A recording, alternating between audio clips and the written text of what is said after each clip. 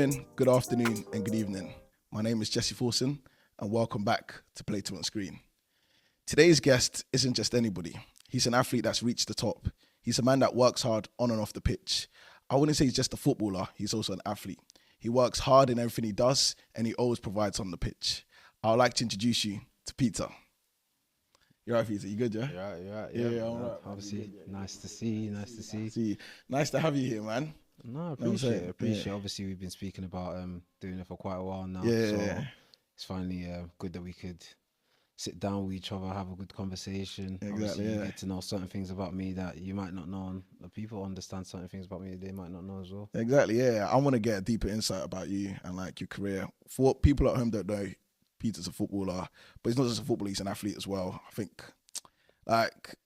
think they're close together, being a footballer and an athlete, because I see the way you train and like the stuff you put in to be able to perform on the pitch, and it's admirable. No, 100%. I feel like people always forget that when it comes to being a footballer, there's so much, as you said, it's just not just a footballer kicking a ball around, it's athlete as well, like the mentality that goes into it, how you live away from football. Also has an effect on that as well. With people around you have an effect on that as well. So there's so many factors that come into it, but I think people, whenever they think of a footballer, just kicking a ball around. They think I used to think the same. I think that the money just covers up, like, if I'm paying you, you should be delivering all the time. But obviously there's mental stuff that goes into it. And I think I learned that as I got older, that when you're having life issues, it starts to affect you sometimes when you're playing. Nah, tough, man. Like people, I always say this to people, it's like, we're human beings. I see myself as a human being. Like, I feel like some footballers, naturally, they might think that they're better than other people because they get paid a certain amount or things like that, which is the persona people have for footballers. 100%. But obviously, in my mind, I'm like, obviously Christian as well. So it's like, I know what God's given to me, He can take it away. Yeah, There's no point of me being arrogant about something that can be gone tomorrow, kind of thing. So it's like, I'm a normal human being. That's how I view it. But at the exact same time, it's like there's so many things that come into it as well that people don't understand. It's not just, as I say, kicking the ball around. Like when I'm playing a bad game on a Saturday, some people think that I'm doing it on purpose. It's got nothing to do, like, ruining bets. It's not nothing to do with me doing it on purpose. It just might be a bad game. But then at the exact same time that I might be going through certain things in my own life, relationship 100%. problems, or family problems, and things like that. That has an effect on you as well. Big effect. But it's like, I think something you do learn the older you get, the more you play, you end up pushing certain things aside, and once you cross that line, you just focus on the football. That's good. Yeah. I just wanted to start off, like, because you're born in Ireland. Yeah. How's that come about? So you got Congolese parents and you're born in Ireland. So my parents moved to Ireland. So all my family is born in Congo. Then they moved to Ireland. Yeah. I was born in Ireland, spent 10 years there. Okay. And then my parents, or my dad mainly, he thought that, you know what, like for me to break through in football, it was me and my older brother. He fought for us to break through in football. He wanted us to move to England because there was more opportunities here to break through. So we ended up moving here. And then that was the beginning. I've heard a lot of like African families move to Ireland because people don't know. Apparently, it's easier to migrate there than move to England. I don't know how it is now. Obviously, when around the time that I was growing up, apparently it was like a thing. Yeah, apparently it's much easier. It so then people like transfer here. Like there's a lot of Congolese. Like the Congolese community was quite a lot when I was there. Yeah, like it was quite common. Okay, because in MK it's more like those Congolese people, but it's more Ghanaians. Ghanaian, Somalians. That's mainly MK. Yeah. So, but it's like I feel like when it's like Ireland, it was definitely like around that time. I don't know now. But around that time it was definitely like because I know a lot of people that have come from Ireland. There's loads of people. Like literally the other day I was going to get some food with one of my boys, and she wasn't Congolese, but she was Nigerian, and she was with her, I think her husband or partner, or whatever. And we were speaking to them, and even she was like, "Oh, yeah, I was born in Ireland. Came over here 5 years ago." So it's quite common. Like loads of like black people do. The black community do like go to Congo and like not Congo, so to Ireland, and then like, move over here. That makes sense. After a while, when you were in Ireland, obviously you played football. You played for an academy there. That was your first academy, or your first like football. I wouldn't really call it academy. It was more like youth club. Yeah, it was like a youth club. Youth club. Is that where you like fell in love with the game, or were you playing before? So obviously, from the age of 6 or 7, I think I started, and it was I can remember all the teams. To be fair, it was Swords Celtic. That was the first team in Ireland. And then after Sword Celtic, went to Malahide, and I played at Malahide United for quite a while. For a few years, For a few years before I moved to England. Yeah. And Malahide's where it's like, I'd say Malahide's where it's like, I had like a good stint of like, physically I'm getting bigger. Okay. And I'm playing against players that are good as well. Okay. There was a team there, people that are from Ireland will know, St. Kevin's, and we used to dislike each other. Like, and Malahide and St. Kevin's never like, it was like Arsenal Tottenham. Oh, okay, it was like Arsenal Tottenham because they were the best. Okay. They thought they were the best. We thought we were the best. Okay. But St. Kevin's were known for producing players. Okay. Malahide weren't really known for producing players, but we were like this. So St. Kevin's were basically the Man City. Oh, they had all the bread. They had all the bread. They had all the best players. And they would get all the better players from other teams and bring them to them. Oh, okay, And then Malahide was like the underdog team. The underdogs, but we were still good. Okay, yeah. So we weren't the Man City, but we weren't the Liverpool or Chelsea, but we were maybe the Leicester. Oh, okay. Where we had a team that's like ballers. Yeah, ballers, but like we weren't everyone wasn't excellent, but everyone was good. Okay. And we knew our jobs and things like that, and we were more of a team kind of thing. It wasn't just individuals. Because you're working through together. Yeah. So it's like obviously that was probably where I'll say like things started taking up a little bit. Funny enough, there's quite a few St. Kevin's players that I played against that I played either with or against in England. That's impressive.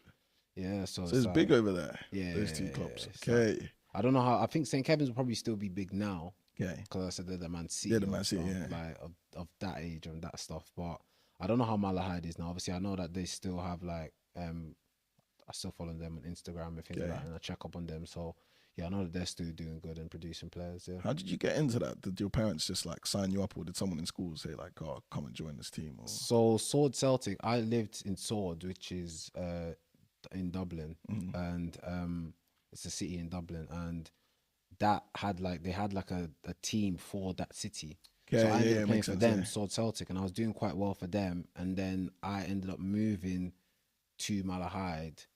I think it was through my dad. I think like maybe a scout or something. I can't remember exactly what happened, but a scout ended up reaching out to my dad, and my dad was like, you know what, yeah, why not? That's impressive. Yeah, ended up making that move, and then I was there for quite a while, to be fair. That's impressive. Because your brother still plays football. Yeah, he still plays. Yeah, so everybody in the family like loves football. Yeah, no, everyone like loves either like play or watch it. You know what I mean? So it's like everyone's still like is deep. That's actually impressive. Yeah, that you came all that way. So then, when you came to Milton Keynes, did you go straight to MK Dons, or did you play at different clubs before you got to MK Dons? Nah, so came to Milton Keynes, went on trial to MK Dons, didn't get in.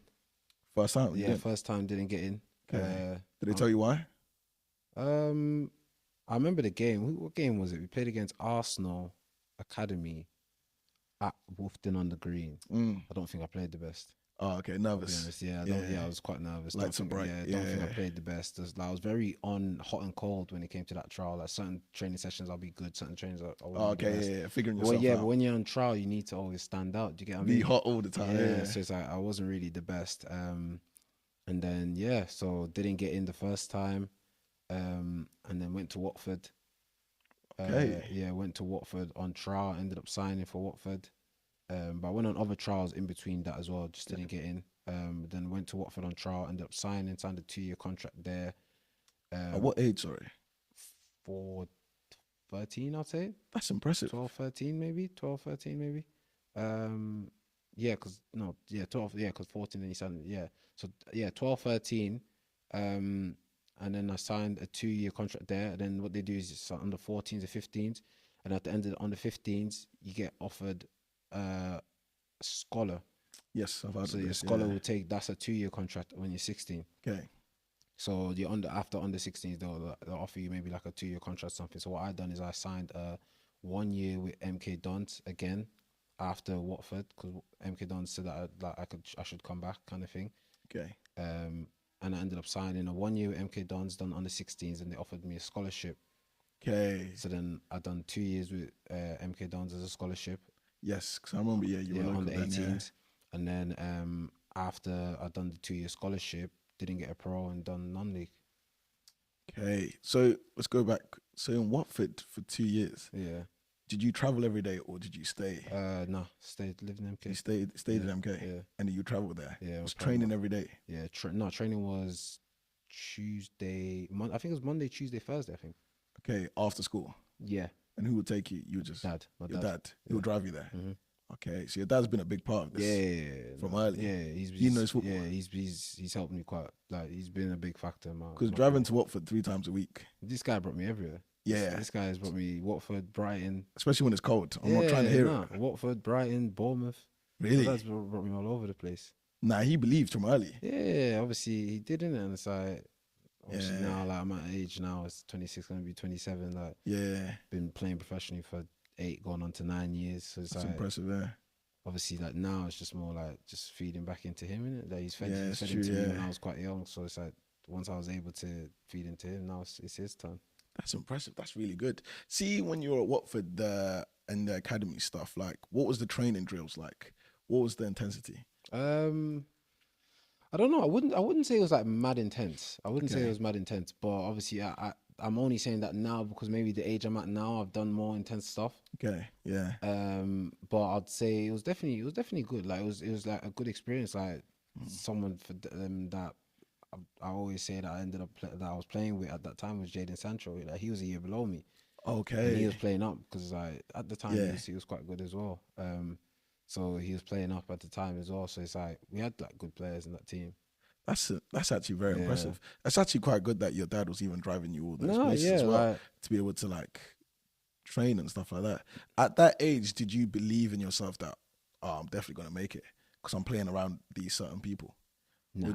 You didn't? I wouldn't say you believe in yourself, but I wouldn't say I believe in myself I'm definitely gonna make it, but I believe in myself that I'm here for a reason. Okay, you were just having fun basically.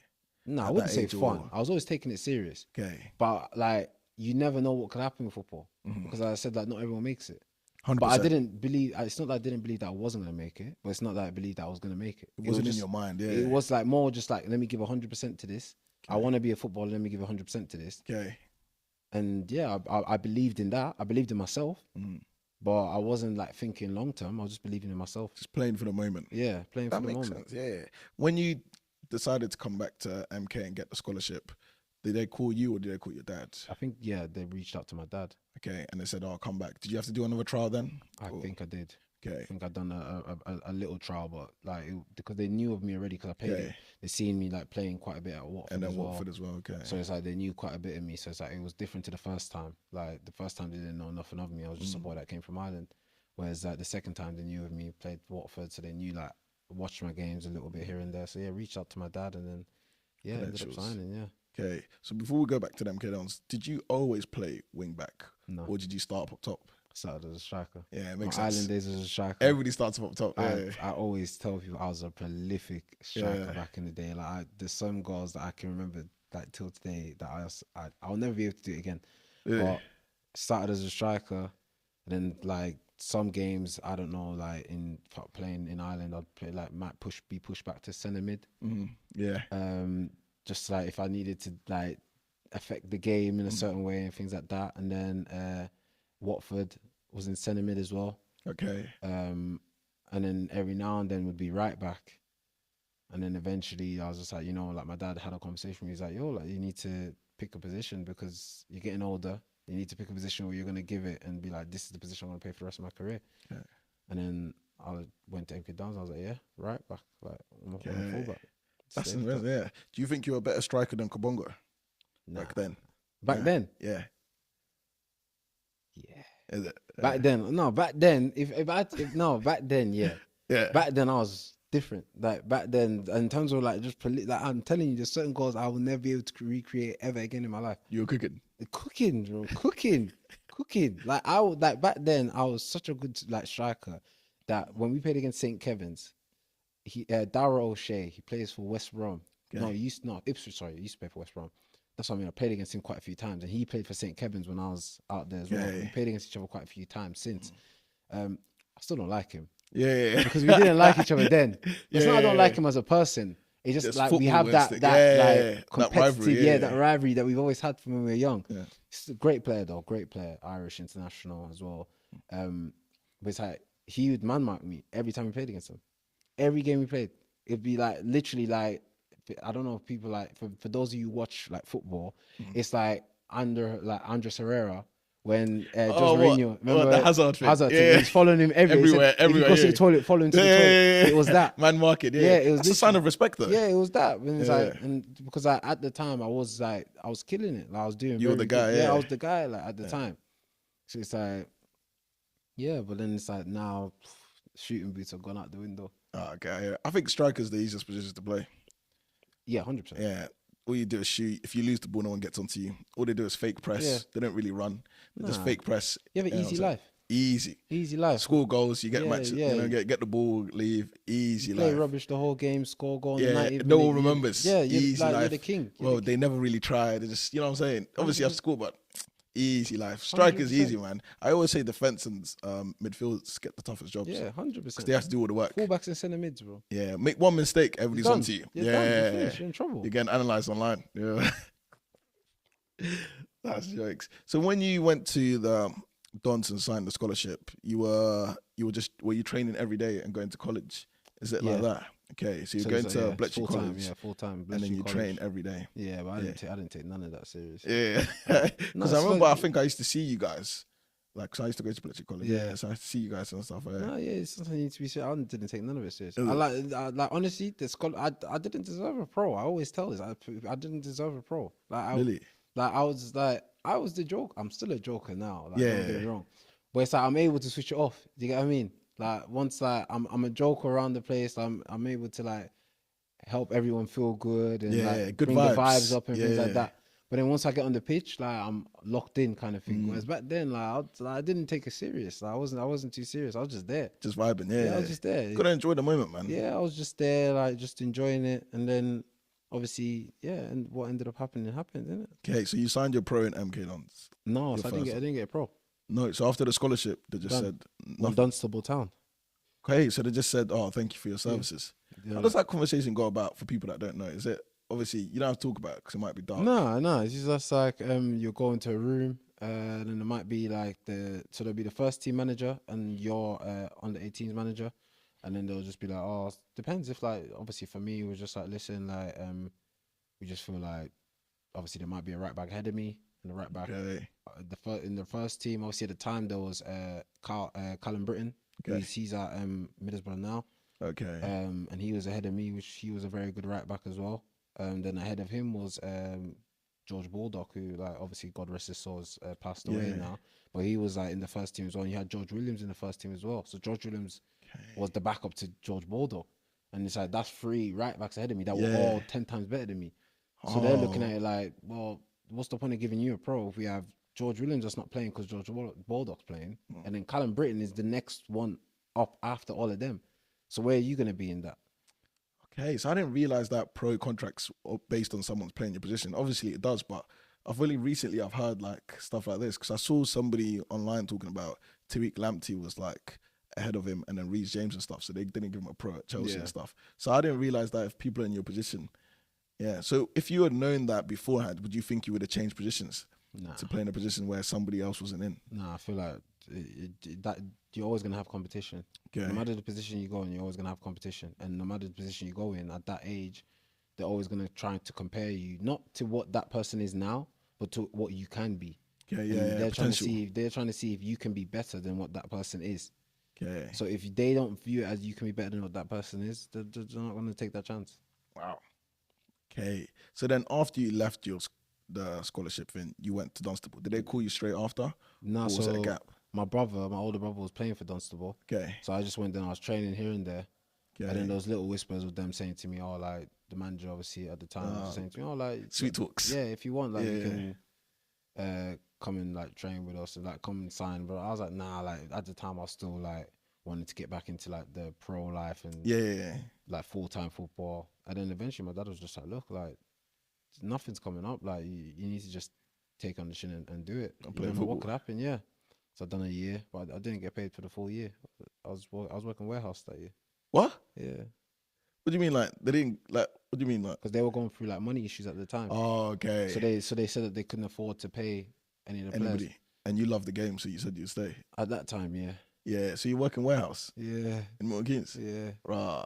Shout out to the uncles. Warehouse. Working warehouse, Milton Keynes. I worked warehouse, worked in some Chinese shop. Okay.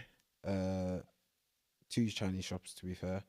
And then yeah, so warehouse and the 2 Chinese shops. You worked hard and you weren't getting paid. So you played for the love of the game. Did you play every game? Yeah. So you got the experience. I was doing quite well, to be fair. Okay. At the time, I was what, like 16? Yeah, straight from the academy. Straight from academy. So at the time I was 16. Okay. So yeah, I was quite young and I was playing against older, stronger, bigger, faster, like people than me, and I had to just deal with it. Adapt, The levels when you were training the academy at MK Dons to Dunstable, was there a big like disparity? Nah, I wasn't out of place. I was fine. Okay. Yeah, because obviously technically I'm getting all my technical stuff from MK Dons. Yeah. It was the physical side. Oh, okay. That's the side where it's like, okay, you might need to wake up a little bit because I'm playing against, like, as I said, I can't do things I might do with a 15-year-old that works for him, because now I'm playing against a guy that's 28, 29 that knows, okay, I'm 10 times bigger than you, so all I need to do is get my arm across you. Yeah. So it's like you need to like figure that out quite quick. Wow. Okay, that's impressive. The training, what's it called? Sorry to go back, at the academy. Was it like, is there stuff that you were learning? You're like thinking, wow, like this is like so impressive. Like it's like you're like blown away by the training that they're doing in that academy. Do you get what I'm saying? So like when you went from Watford to MK Dons, you're like, wow, this is like the next level. Because obviously I've never played at a high level, but when I went from like playing MK local to like step 5, the training levels, I'm thinking, wow, like it's a big like disparity. To be fair, I'd say like when it comes to MK, obviously Watford, they played football, but it wasn't like non-stop football. Whereas MK, I think it still is the case now, for academy in MK, they played football. It was like, literally, you're not going long. You're playing out from the back every time. We're not kicking it long. They would rather you lose the ball from playing out than for you to kick the ball long. So it's like that helps because you have to get comfortable on the ball, in being in like certain situations that you don't want to be in. And it's like you have to just take it on the chin and do it. Like you have to deal with it, kind of thing.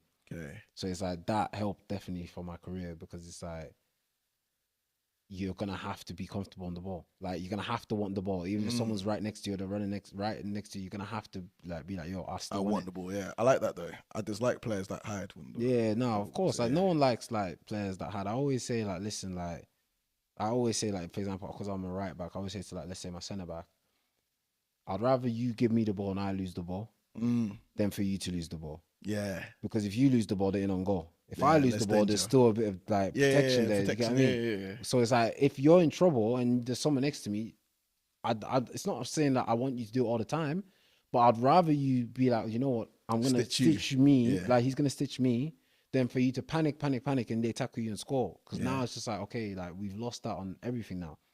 So it's like, I feel like that's like, obviously it is annoying because sometimes that does happen without you even asking for it. Yeah. It might just happen randomly. Someone just smash the ball into you. There's a guy right next to you. You need to deal with it. Adapt quick. Yeah. But it's like, that's all right. Yeah, you deal with it. So you went from the Dons to Dunstable for free, playing with your brother, which must have been nice. Yeah. Playing with family is always fun. Yeah. What position does your brother play? Left back. Left back? So there's left back, right back. Yeah. Full-back family. Yeah, crazy. And then after that, then did you get a contract from somewhere? Or was it still just up in the air? So Tony was the manager, and he used to be a scout at Bradford. Okay. So what had happened, because I was doing so well in the league, he's like, he referred me to the Bradford like head scout, and he's just like, like, you should take a look at this boy. So they wanted me in on trial, so I ended up going in on trial at Bradford. And the day that I went on the trial, the exact same day the manager got sacked. So, but then I found out the manager, not even everyone found out the manager got sacked on Sky Sports News. Crazy. So the day I've gone in on trial is the day that obviously the manager like knows about me. He's supposed to like give me a chance and things like that. And he's like, we'll have a proper look at him. Obviously he took Tony's word for it, because obviously he used to be a scout. So he's like, he knows like he wouldn't just refer him to anybody. So I came in. We're in the building now, and as we're in the building, I've sat down and eating breakfast. I'm sat at the back. I remember like it was yesterday. Sat at the back. Sky Sports come on, and he's like, "Oh yeah, I forgot the manager's name. Blah blah blah. Has just been sacked by Bradford." And obviously, I'm looking around like I'm at Bradford. Like, what's going on here? So now I look at the players, and some of the players were like, "I didn't know about this." The manager comes into the room. He's like, "Oh yeah, this is the first that I found out about it. I found out at the exact same time that you guys found out." So you didn't even know it? No. Dark. He's like, I found out the exact same time that you guys found out, and then blah blah. And then yeah, so then the 21 manager ended up being the first team manager. Okay, yeah. Obviously this was it was in season. So yeah, the 21's manager ended up being like a caretaker for the interim. Interim. So he took training and things like that. So I used to train with the first team. I've done quite well, to be fair, and then I'll train with the 21s here and there. Obviously didn't end up getting signed because they didn't have a manager, so they said they wanted to focus on like getting in a manager before like worrying about like signings and things like that. But that manager, that was the 21's manager, that ended up being the caretaker for a little bit. He referred me to Hartlepool. Okay. And then after you referred me to Hartlepool, that's when I ended up going on trial Hartlepool and signed. Okay, connections. Yeah. Okay, how long did you spend there then? Did you like it? Hartlepool. Yeah. A year and a half. Yeah. It was Okay, so you must have been like around 18. 17. 17, I made my debut when I was 17. Okay, yeah. And then I stayed until I was 19, and I went and I signed to Luton at 19. Okay, so that's a good experience. Those 2 years. Yeah. You obviously stayed away from home. Right. How was that like adapting? It's different, isn't it? It's different. Yeah. Obviously, like moved out when I was 17. Yeah, it's different. It's definitely different. Obviously, naturally, I was in a house with like 3 other players. Yeah. So I wasn't by myself. Okay. But it's still different to like living at home. Do you get what I mean? Family and stuff. Yeah. It's like uni, basically. Basically, yeah. Yeah. So it's like I had my own room and things like that. And obviously, as I said, it's different, but it was a good experience. Obviously, all the players that I lived with still speak to them now. Yeah, it's a bond. Yeah, we still have like a good relationship now. They were all older than me, so like I think now like 33, I think 35, Okay. 30, and I was the youngest at the time. But obviously that's the ages now. But At the time, back then, you were still the youngest, so they put you under their wing. Yeah, they took care of me. Yeah, that's good. So 3 years there, and then Luton called. No, so then a year and a half there. Year and a half there. Luton called. Luton called your father or you? No, so did you have an agent? No, I had an agent. Yeah, so Luton contacted my agent. And funny enough, that's why I mean football is such a weird sport. So the day that I was gonna sign for Luton, a player that I played with at Hartlepool must have turned around to me. Not turned around. As I'm on the way to sign to Luton, he called my dad and said, "Oh, like Leicester want to sign him." Okay. And they were like, he was like to me, like, if you're willing to wait, you can not sign today, and we can push forward for Leicester, and they'll sign you, but you'll be the 21s. And me and my dad spoke about it, like on the way, and my dad was just like, nah. My dad was like, I don't feel like that's the best move for you. I feel like you should go and sign to Luton because they'll give you more opportunity to break into the first team. Okay, good advice. And then I was just like, yeah, like makes sense. So then signed to Luton. I was there for 2 years. Okay.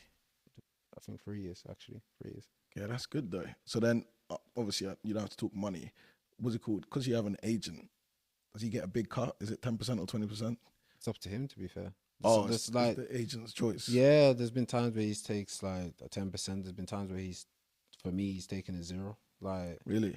Yeah, that's probably why I've been with him for so long. That's probably why our relationship's like so good because he's done certain things that he didn't have to do. Okay. Just to like benefit me. Like, if he wanted me to get more money or things like that, he's like maybe turned around and not taking anything from the cut or. Okay. Does he find you or do you find him?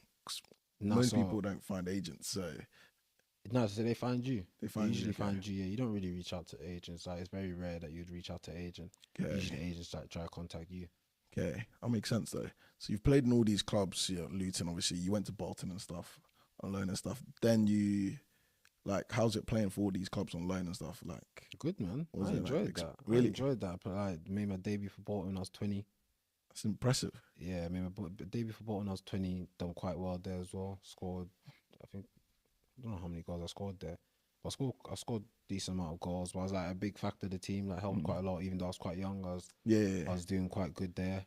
Done half a season there. Once again, I was away from home again. So it's like so I was up there living. I was living in a hotel that was COVID season. Oh, okay. So I was living in a hotel for like 6 months. Wow. Yeah, it was mad. So luckily for me, I had one of my close boys who, disclaimer, got an assist at the World Cup yesterday. So he was like BTA. Brandon was like he was at Salford at the time, so he was in Manny. So so every now and then I'd go and check him and we'd So like we've grown up around each other, like from when That's nice. from when we're like 12, 13. Yeah. So it's like It's easy. Yeah, easy it's for nice me, to you have get me? somebody Yeah, around. so it's Yeah. like even though I'd like every now and then we check each other and I'd go around his and we'd chill and things like that. So it was like even though I was by myself, I still had someone there. And then when the call came from Oxford, because obviously that was later on in your career, what did you think? Like, it's a great opportunity. No, obviously, yeah, because there was so much stuff that happened in between that. Obviously, I yeah. was Bolton, then I went Northampton, then I went Major clubs, yeah. then I went MK Dons. Back again, yeah. I was surprised you went back there for a bit, wasn't it? Yeah, but I felt like there was unfinished business. Oh, okay, yeah. Because I remember when you came out, I was thinking, what's going on here? Yeah. Yeah, there was unfinished business, but once again, I enjoyed my time there. Really? I had, like such a good time there. Honestly, like in terms of like the playing style, the team, like I always say that in terms of like player for player, there's certain players, like the majority of players in that team have gone on to do some crazy things. Major things. Like Yeah. you look at Matt O'Reilly, he was on loan at Marseille last year. Like Scott Twine, Bristol City. It's true. Like there's a lot of players from I think MK like, that people don't know. Yeah, like that have like succeeded. Harry Darling, Norwich. Yeah. Like Warren O'Hara's playing in Scotland. Yeah. So it's like that. There's so many players in that team that the MK Dons teams that MK used to produce. Like I think their talents. Yeah, 100%. Unbelievable talents. No, 100%. Like we had a very, very good team, and the maddest thing is the team was young. Like that was a young team. Like we had a very young team, but it was a good team. So then obviously after that, I done half a season there, went back to Luton. Yeah. And at 22, I was a part of a playoff pushing side. Like we lost to Huddersfield in the semi-finals, and it's like at 22, like I was given the job of shot. Like the manager would like, we're winning 1-0. He's like, "Oh, PK, get ready, you're coming on." And my job was to come on and make sure we don't concede, kind of thing. Yeah. And it's like that's because the trust that obviously they had in me, like as a manager, Nathan Jones, and obviously the players as well, like knew that when it comes to that, like I'd always help in terms of getting the job done. So obviously do that and then go to Rotherham. Didn't really work out because of injuries and things like that. And then obviously Oxford came through, and I was like, yeah, like playing the championship, why not? That's impressive. On just on the injuries, Peterborough as well. Forgot about Peterborough. That's the biggest one. Sorry guys. Peterborough. There were so many clubs you have played. That's what I mean. Yeah, that's like a big list. I was looking at them. Well. But that's good though. That's all impressive. On the injury front, like how does it work at like some clubs when you're injured? How do they do it? Like, do they work you through it with a physio and a doctor and stuff like that, or do they send you out and be like to a different doctor and just try to help you out? So it's like when you're injured, obviously they'll you'll be like working with the physio, just trying to get back fit and things like that. There's certain players that might ask to see their own physio, okay, because they prefer using their own physio, things like that. It's up to them. But the majority of the time, you're just working with your own physio, like literally just working with your own physio. Do they tell you how long like you be out for? Cause sometimes like players be out for this long and then they show up earlier. Is it more of a mentality thing? When you're injured, sometimes it's like a month. No, sometimes it is. So obviously, I had 2 major injuries the year of at Rotherham. It was my groin and my ankle. My groin, my tendon came off the bone. So that was, and the way it happened was just like, it was so silly. Like it's literally like play the ball off and I've run off and the guys like clipped my toe. Like literally just clipped it. It wasn't even like kicked it, just like clipped it. My foot's opened up. Oh, okay. And then like, but it was barely any contact, and ended up like that. Like I felt it straight away, like popped off the bone. And then I was out for 3.5 months with that. And then after I was out for 3.5 months with that, the week that I came back to full training, I trained on the Thursday, trained on the Friday. They had a game on the Saturday. I didn't play, obviously, because I wasn't fully fit. There was an in-house game on the Monday. Looking back on it, I shouldn't have played. Yeah, and rushing back. I feel like it was kind of poor from them to have told me to play that game. Yeah, they needed you. Yeah, and it's like, but it's like when I'm looking at it, it's like I've been out 3.5 months. They had a game on the Tuesday, so the Thursday session wasn't really. When in football, if you have a game on Tuesday, the Thursday session is not intense. No, it's chilled. That played, they're inside, so it's not really a crazy session. And the Friday, because you're preparing for the Saturday, is not an intense session. So in all fairness, I didn't really have a proper session before the game on the Monday. Then the game on the Monday comes now, and literally, I remember it like it was yesterday. Once again, like this after being out for 3.5 months, the ball comes over the top. First like 2 minutes of the game, running in behind. It's against Bradford as well. Running in behind, and some young boy like literally like goes over me and like goes over my ankle. I've touched it. He goes over my ankle, kind of thing. And obviously I felt it straight away, as in it felt bad, but I was like, nah, like I was like, listen, my adrenaline will get me through. Yeah, 100%. Yeah. So I ended up finishing the game, and then the next day my ankle just swelled up. It was swollen, but now I was like, nah, like I was like, I've been out 3.5 months. Let me take the week off. After I take the week off, I've come back. Obviously, to be fair to them, they said, "Oh, you should get a scan." I was like, "No, I'm not getting a scan. Like, I'm not." You don't want to hear the news. What I'm like is, if I know it, then I have to do it. Yeah. If I don't know it, it's cool. Like, yeah, smart. Yeah. If I what you don't know, it doesn't hurt. Yeah, what I don't know don't hurt me. You get what I mean? But once I know it, I'm gonna have to listen to what I've been told. Yeah. If I'm not told anything, I'll listen to myself. Just move on. Yeah, exactly. 100%. So it's like, that was the mentality I had. And then I was playing, like, I mashed my ankles, mashed up for like weeks, like maybe like 4 or 5 weeks, just like mashed. I was like taking pills every game. Just to get through the games. And then I played against Luton at home, and Alfie, who I know as well, he's with my agency, he's gone down the line. Alfie Doherty, he's gone down the line.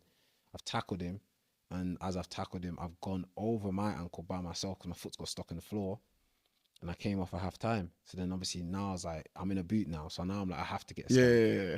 Went and got a scan, and they were like, the doctor was like, well, in that game you tore your inside ligament, but your outside ligament has a tear on it because of the other time that I'd done it. So now I have like a permanent crack in my ankle because of that first time. Because you didn't get it checked? No, because I didn't get it sorted straight away. So now there's actually like a permanent crack in my ankle. Damn. They say you only learn life lessons after something happens. Yeah. So at least now you know it. Yeah. But that's serious. So it's like, yeah. So then okay, so injuries are dealt with, like, yeah, okay. Yeah, that was like my two like most serious injuries. Okay. That's all right though.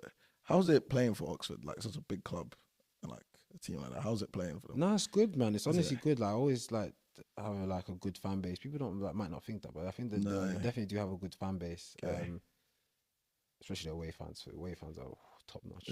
Yeah, top notch. But I feel like that's most teams. I feel like most teams, like the away fans, are die hard fans. Like, to travel, to travel everywhere around the world. It's tough. But it's a lot of commitment. Was it like when you're on training drills? Does the manager take over, or is it coaches? Because I've heard some clubs that the managers don't really talk to the players. The coaches do all the stuff. Depends. Is it like 50-50? Yeah, I played for managers that they don't take the training session and the coaches do. I played for managers that they might take a little bit of training session and the coaches take the rest. Pay for managers that take all of the training session. It just depends on how the manager wants to do it. Like, there's not a good or bad way of doing it. It's just up to them what they're comfortable with. And the level's high. You train every day when the season's back. So Monday, Tuesday, off Wednesday, Thursday, Friday, game Saturday. Okay.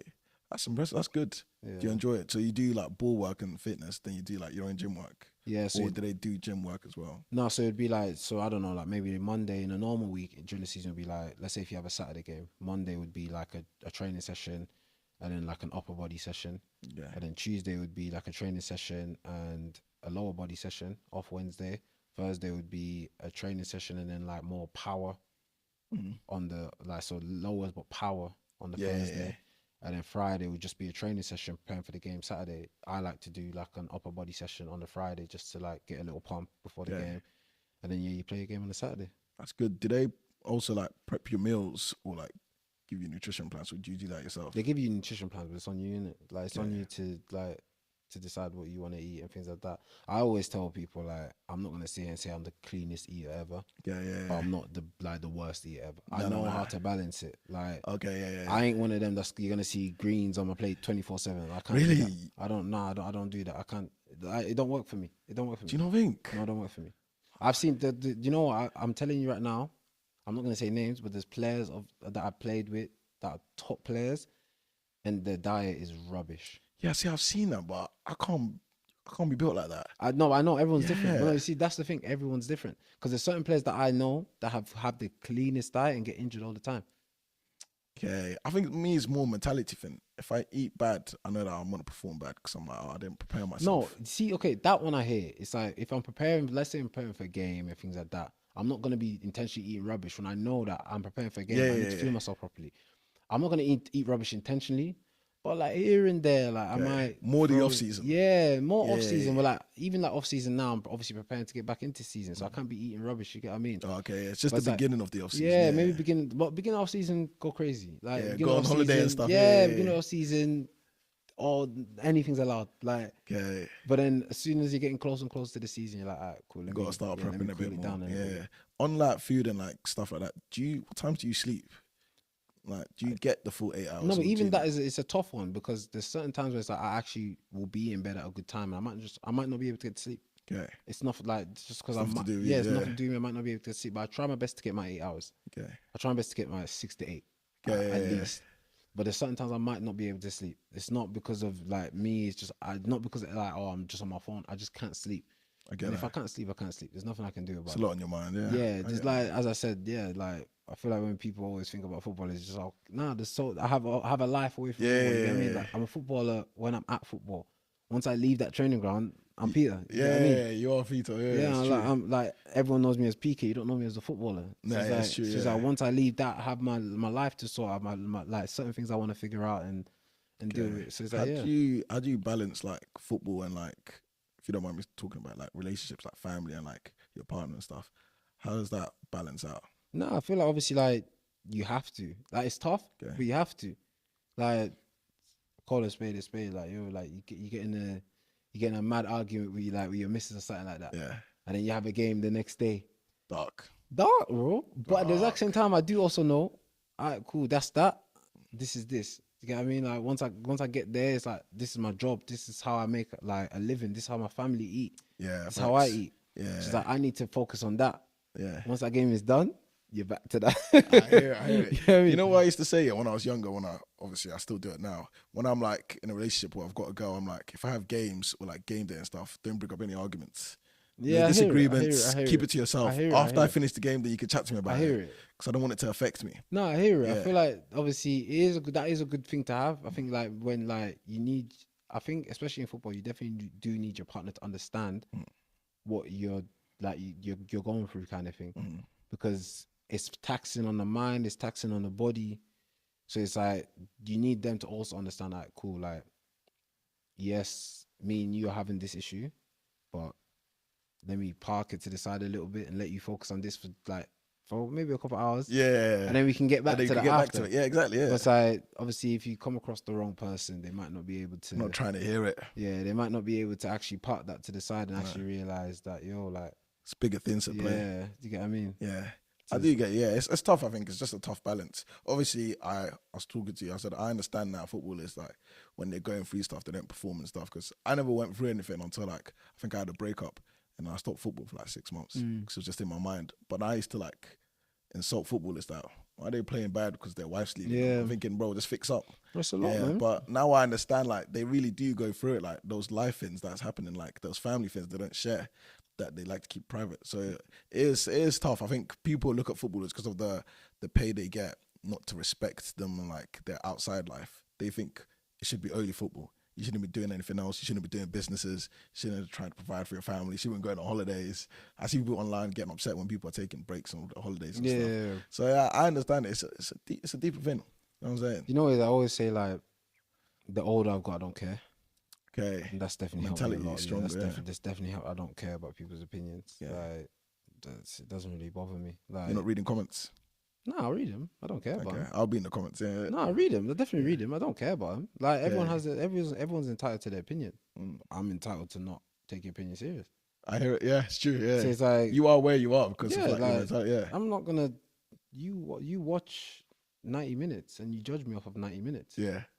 You don't know what I've had to do to you. You don't even know if like I'm struggling whilst playing the game. Yeah, it's true. You don't even know if like physically, like as I said, my ankles hurting me or my hamstrings hurting me or my knees hurting me, and I've had to struggle the whole week just to make sure I'm good for that game. And I'm out there not for you guys. I'm out there for the team because I want to work hard for the boys and give them my all.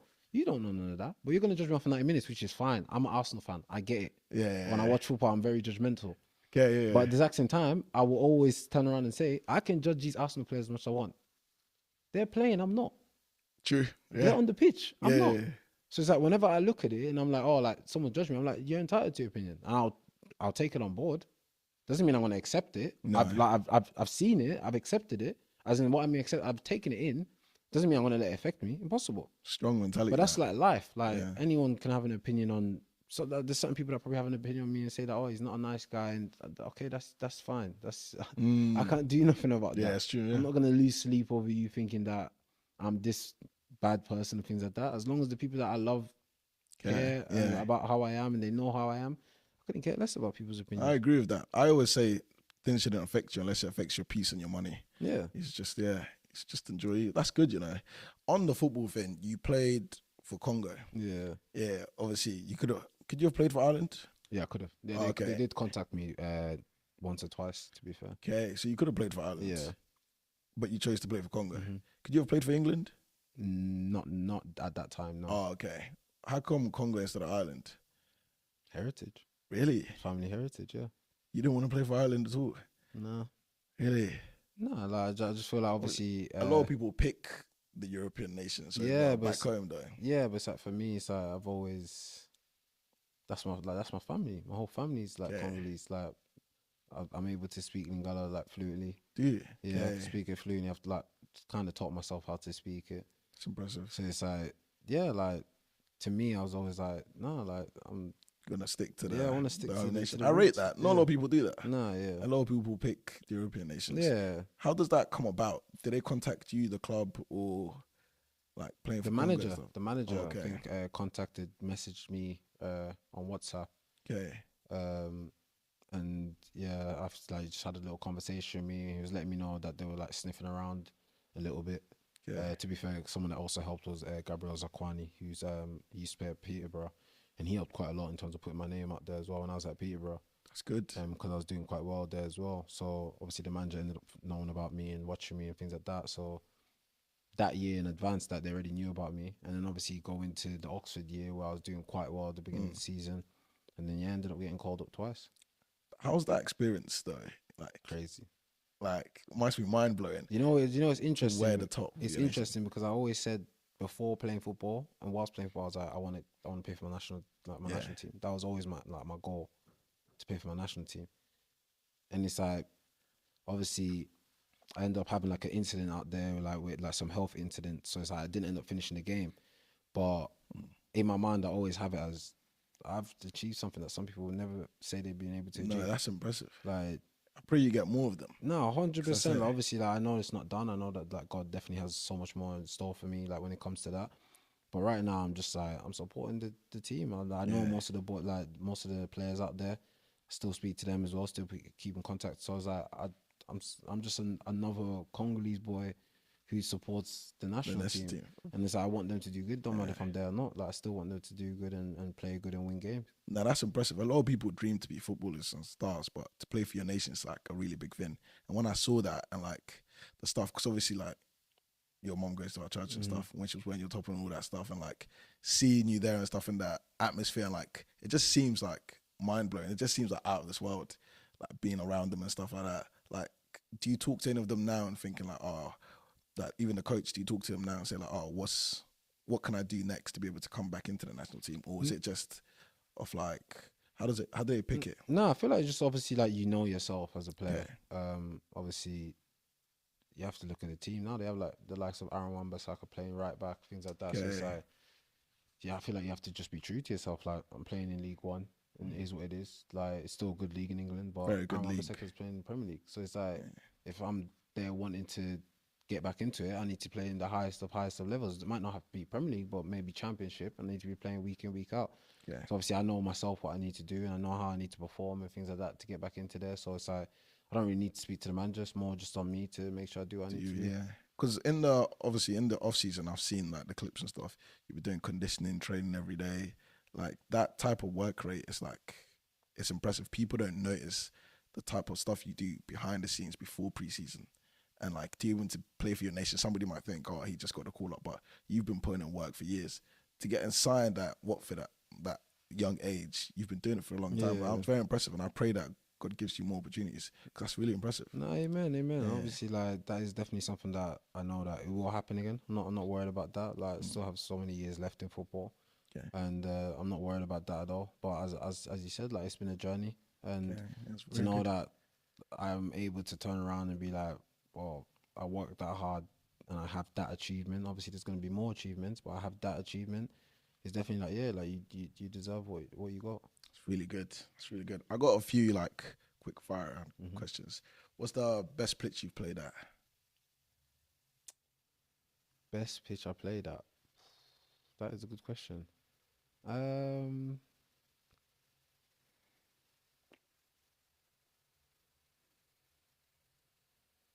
You can pick your current one.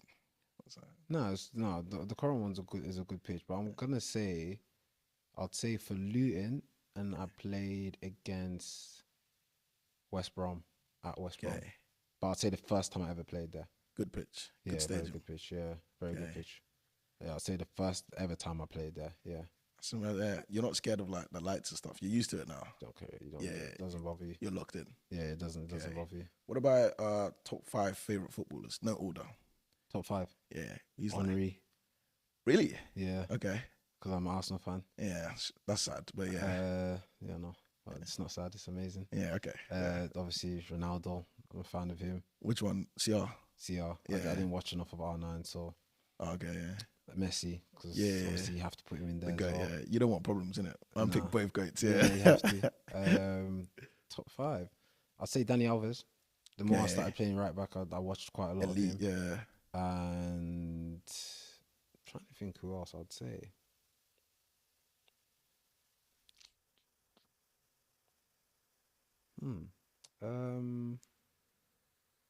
Who else would I say that I'd say, yeah, the last couple of years have really just What made it, inspired you? yeah, really just really made it enjoyable to watch. You know what? No. Oh, I don't want to give them airtime. No. I ain't saying that because that one will come back on me. Who would I say? No one in like other leagues. That's what I'm trying to think. I'm trying to think anyone in like Cruz, Modric, nobody like. Or you just focused on right backs. nah. I'm thinking of every position. Do Kante. you know what? Purely because of how enjoyable he made the sport, Ronaldinho. Number one, man. Yeah, Guy's the goat. just purely because of how enjoyable he always played with a smile on his face. Yeah, and that guy's the things like goat, that. man. Yeah, so I'll say Honestly, Ronaldinho. I fell in love because of him, man. Yeah, He's amazing. yeah. I used to watch Have all you his watched the clips. interview? Not the interview, documentary. No, I haven't watched it. Have you? It's good. Yeah, it's good. Yeah, I need to watch it. Well, I want to wait for it because he was so inspirational, man. I used to watch all his clips. Bro, he's I like, used to think like, wow. back in the day. So obviously my teeth wasn't like this back in the day. I used to Yeah. have a buck tooth back in the day. So Oh, anyone that okay. knows me, they know how my teeth used to be. You've innit? upgraded, yeah. Yeah, and it's like I remember vividly. I remember my mom always used to say Ronaldinho. She used to always call me Ronaldinho. That's impressive, yeah. She used to call because of my buck tooth, and it's like obviously because of that, it's like I didn't even take offense from it because he was amazing. He's a So legend, it's yeah, like, yeah. But I always used to he was just different. Shout out to your mom, man. She's a big fan of yours. Yeah, Yeah, I talk to her all the time. She really rates it. Nah, yeah, obviously, like Yeah. as I said, like my dad's always been there to help me, like physically or driving me places and things like. But my mom has been like the spiritual protector. You get what I mean? Yeah. So it's like, Well, you don't understand how much she rates for you. yeah, so Our it's like- woman works. yeah, so it's like when Yeah. it comes to like my mom, she don't play like people. Yeah, always you say need that- people like that yeah, though, behind the scenes playing with you. So yeah, it's 100%, man. very serious because of the world you like living and stuff. 100%. So that's really good, man. And then obviously I got a few more. Best holiday destination. Bali. Okay, Bali, yeah, Bali was like. I need to go. Yeah, Bali was quite good to be fair. Obviously, it's a different experience. yeah, I also like going to like countries that's just like it's different, like different cultures to what you're used to. Yeah. You get what I mean? Across, I Oh. feel like it is good. I To feel like experience. we are privileged, even like on small things like shoes and football beats and stuff, Yeah, and like playing on Astro. And we got to go to Power League and stuff. Like they don't all have that. that's what I mean. So Yeah, it's like a big privilege. And also, you've already said you support Arsenal. Is it because of Henry? yeah, Okay. yeah. Funny, like I always tell people, this, I have a funny story. I used to support Man U when I was younger. Oh, okay. Loyalties is just everywhere. No, Yeah, it's, okay. it's not. But what happened was when I was young, I was scared of the dark, and my older brother Yeah. locked me in a room that was dark and said, "I'm not going to let you out until you support Arsenal." No way. Yeah, I must have been like 3 at the time or something like that. Oh, that's crazy. And then Bullying works. yeah. Yeah. So then I was like, yeah, I'm an Arsenal fan, and I've been an Arsenal fan since. That's good though. I rate your brother for doing that. I don't, but yeah. Nah, bullying works. Sometimes you got to do that to some people, especially Yeah. kids, man. But yeah, And so so- I ended up supporting Arsenal and it didn't stop since. Nah, that's impressive. Is there anything you want to say to the viewers? Anything coming up? Or Nothing. I would like, honestly, I'm just right now enjoying life, focusing on being the best version of myself, which is not easy. Obviously, in the Christian side as well, and obviously being a footballer as well, which is two worlds that are hard to come together. But you're trying every day. Yeah, I'll just say right now I'm just trying to enjoy life, prepare for the future. Hopefully, eventually have my own family and things like that. But yeah, I think for me the main thing would be just don't let people's opinions matter to you. Like, unless it's the people that you love and you care about, take it with a pinch of salt, because everyone has an opinion on things they don't know about. So yeah, you just have to remember that. Nah, I rate that. Thank you very much, man. Thank you for coming on. Obviously, I understand being a Christian and being a footballer is very difficult because of the lifestyles and everything, but I think you do a quite good job. I see you at church all the time, and I think you're making big progress. So I really rate that. Just thank you for giving people insights. I know it might have felt quick, but a lot of people don't know a lot of this stuff about like football teams and like agents and like signing here and academies and stuff, because I didn't know most of these things. And like the process you took to even to get to Oxford. You're 26, but you've basically lived 3 different lives, from like Ireland and like moving to MK, playing for all those teams to play for Oxford. But people won't see that transition of like the traveling and the hard work. Like, it's impressive because the late nights you have to drive back from Watford and all that stuff, it's big. So like, I bless you more. I hope God like blesses you with more teams and like more success, more hard work, more international caps. Amen. But nah, I thank you for this. This has been a big insight to even like teaching me, so when I have kids and stuff like that. But nah, I appreciate your time. Appreciate it, bro. Thank you for having me, man. No, thank you. Thank you everybody for watching. Follow PK on Insta, follow his games, his success. I think he'll go straight to the top. He's already at the top, but obviously there was more that he wants to achieve. So thank you all for watching. I hope you learned a lot from this. And this has been Play To On Screen. And I appreciate your time. Thank you.